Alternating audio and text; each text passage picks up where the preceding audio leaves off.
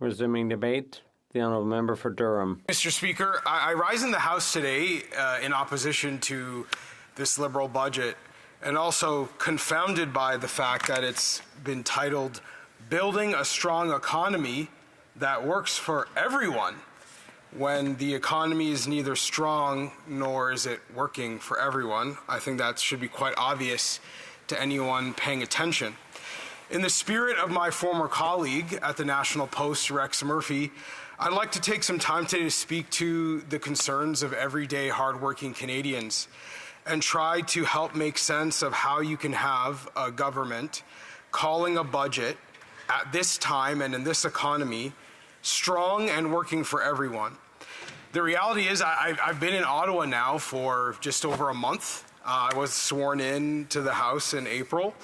And I think one of my key observations is that we have a Liberal government that is living in an alternate reality from the one I lived in before I was in politics and the one I cling desperately to every time I'm in here, because it seems as though in this economy we have Liberal elites experiencing one thing and we have everybody else experiencing something else.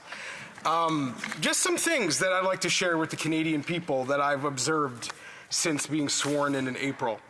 For the last 2 weeks, I have heard the Liberal MP for Whitby defending high grocery bills and making excuses for the fact that it is very expensive for families to purchase the food they need, never mind the healthy food that they need. Earlier today, he was going on and on and on again. Last week he said, and I would like to quote him, "Mr. Speaker, I know that the member opposite feels that grocery prices are too high, and they have been certainly. However, the CPI index has shown that food prices are stabilizing in our economy, which is good news for Canadians." Now, I'd like to point out the obvious. Many Canadians hearing me speak right now might be thinking, is it good that high grocery costs are stabilizing? Shouldn't the objective of the government be to bring down the costs since they're so high? And this is a good window into the kind of thinking going on here. I mean, this is what I mean when I say you've got an economy for Liberal elites and everybody else. So let's continue exploring this. The day before the Liberal MP for Whitby made these comments that grocery prices are stabilizing despite being obscenely high, there was a new food bank opened in his own riding, Mr. Speaker. In Whitby, in his own riding, the day before he comes into Ottawa and says that things are going great and he's got good news for Canadians, there's a new food bank opening up down the street from his constituency office. This is an alternate reality. They are creating some kind of bizarre picture of what's going on in this country, and I think people in our country deserve to know that when they ask, how dare the Liberals produce a budget with the title, Building a Strong Economy That Works for Everyone? Now, let me share some more observations from what I've seen since I've come to Ottawa last month. Yesterday, across the street at the Housing Committee, Trudeau's housing minister, the minister from Central Nova, said, and I actually had to ask him to repeat this just so I could confirm, Mr. Speaker, this was even true, because I was shocked. I was like, I must have misheard him. Nope, I heard him right. He said that the Liberal government's national housing strategy has exceeded its objectives. How is that possible? How is it possible in this economy for them to be running around Ottawa saying that they've exceeded their objectives? J'interromps l'honorable député de... I have to interrupt the honourable member because another member is rising on a point of order. Remind the member opposite, I know he's new, he's not allowed to use the names of people in the chamber. Thank you. Bon, oui, en effet... Yes, indeed, the member knows full well that you have to refer to people by their ridings. Un peu plus de 5 minutes pour Member has a bit over 5 minutes to finish his speech. People draw attention to their numerous failings. I will say the Prime Minister's housing minister across the street said that his national housing strategy has exceeded its objectives. And maybe the Liberal member opposite is confused as to how he could have said such a thing, but he did. It was on video, I promise you. And he said to put a positive spin on policies that are obviously failing the people of Canada. And while he's sitting in Ottawa saying that his national housing strategy has exceeded its objectives, in my home community of Durham, the Clarington Municipal Council voted unanimously calling for urgent action from the federal government on homelessness. Because in my home community of Durham, just like many others across this country, we have a growing crisis of people without homes. And consequently, we have a growing crisis of homeless encampments being established so people have somewhere to sleep at night. We are concerned in Clarington about this problem, but we are also concerned because we have seen in our neighboring community of Oshawa a similar challenge. While the Prime Minister's housing minister is sitting in Ottawa trying to put a positive spin on their failed national housing strategy, there is a homeless encampment in Oshawa on fire. Smoke could be seen all across Durham region. In fact, you could see that smoke from Whitby. Maybe some of the Liberal members should be talking to each other about what's going on here. Now, why do we have a growing homelessness problem in Durham? Why are there a growing number of our brothers, sisters, friends, and neighbors having a hard time finding an affordable place to live? Well, it's obviously a complicated problem, but one of the contributing factors is that the cost of housing in Toronto, just to the west of us, is skyrocketing to an outrageous degree. Now, I know my friends in Toronto have had a hard time the last couple weeks. We had to see the Leafs lose. We had to see Drake get trounced by Kendrick Lamar. And now you go on to see the ad listings for housing in Toronto. And I saw this at the end of April. A bunk bed in Toronto, $600 a month. I repeat, a bunk bed. Not even a full bed. You got someone sleeping on top of you. $600 a month.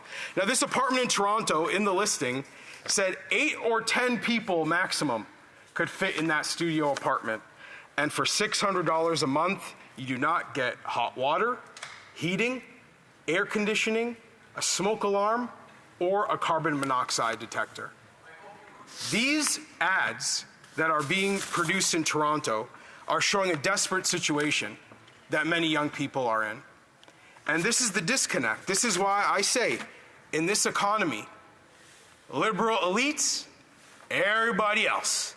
Because what they have produced here is an obscene situation where they can come here to Ottawa, put their high deficit, high tax budgets forward, claim to be doing good things for people. Meanwhile, every time we go home, we see the consequences of what they're doing here. The last thing, and this is perhaps the most egregious example, it's one that my buddy Rex Murphy, rest in peace, used to write about quite a bit. He used to write extensively about the carbon tax and how it is an exemplary policy of liberal elitism and bizarre ideology in action. I come here and almost every day I sit in this chair and I hear liberals telling us that the carbon tax is helping people, that people are getting more money back, that it's good for our economy. And yet I go home to Durham and I hear and see the complete opposite.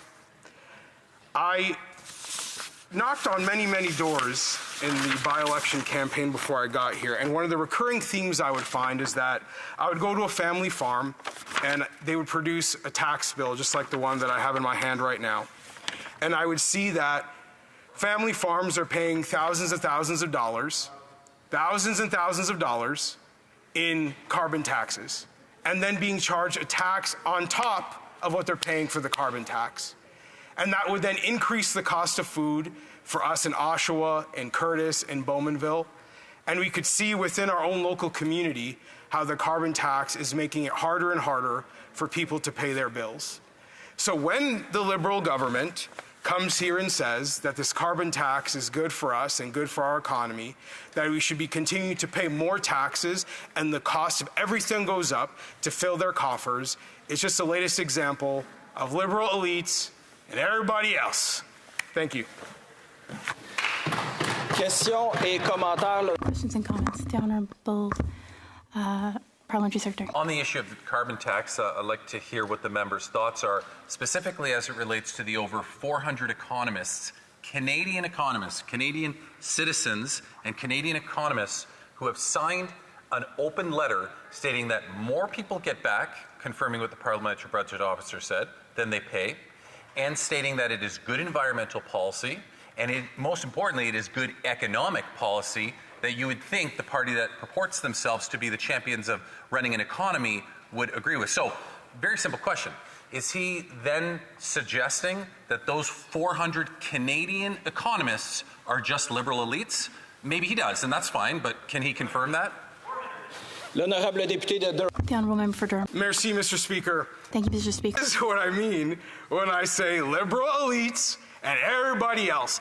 These guys want me to stand here and listen to them quote from their buddies in universities instead of listening to what people on the ground across this country, everyday hardworking families, are experiencing under their rulership.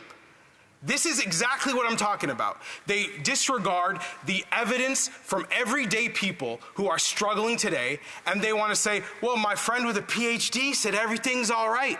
Well, I'm not here to represent their buddies with a PhD. I'm here to represent people who are lined up in grocery stores, people who are concerned about making mortgage payments and rental payments after these guys have doubled them. Now, what's interesting also is that earlier today in the debate, their friend, the Liberal MP from Whitby, was quoting Warren Buffett, like that's an authority on whether we're having a good experience in this economy or not. Might need to go back and ask Warren what he thinks. Questions et commentaires. Questions and comments.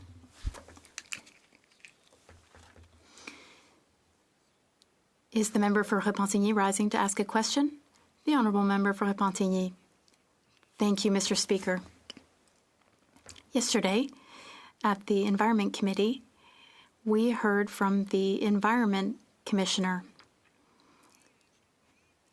I would like to tell you some of what he told us.